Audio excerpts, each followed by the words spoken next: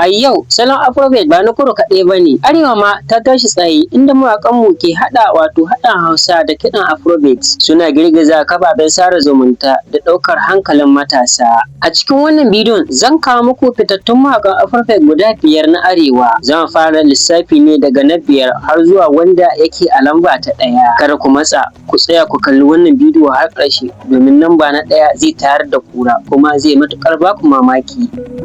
A matsayi na 5 muna da Soja Boy. Soja Boy yana ɗaya daga cikin sababbin jaruman Afrobeat na Arewa da ke tasowa da ƙarfi. Waƙoƙinsa suna ɗauke da salon zamani kuma yana nuna jajircewa wajen gina sunansa a masana'antar. Ko da yake yana matakin farawa, amma idan ya ci gaba da wannan ƙwazon babu shakka zai yi nisa sosai nan gaba.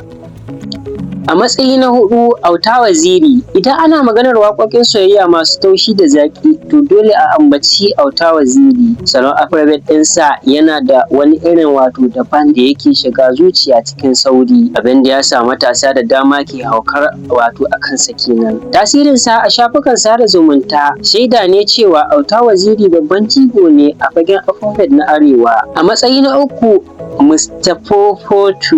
Mustapha Fortu shine mawaƙi da ya zo da wani irin zafi da kuzari na daban. Waƙoƙinsa suna cike da saƙonni matasan birni da na karkara ke fahimtar cikinsa sosai. Yana wakiltar sabon fuskar Afrobeat a Arewa, inda ake haɗa salon stick da kiɗan da na zamani, wanda hakan ke sa waƙoƙinsa tashe a ko'ina.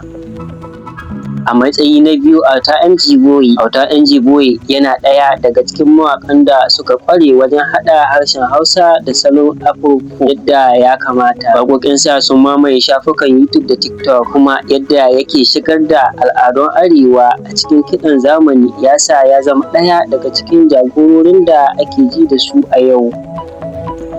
A matsayi na 1 Ado Gwanja. Babu shakka lamba 1 mu ita ce Ado Gwanja. Shine mawaƙin da ya sake fassara ma'anar nishaɗi a Arewa. Waƙoƙinsa ba a nan gida kaɗai suka tsaya ba, ƙetara kudu har ma zuwa ƙasashen waje. Salon Gwanja na nishaɗi da yadda ke sarrafa Afrobeat cikin harshen Hausa ya sa ya zama tauraro da ba shi da sa'a a halin yanzu.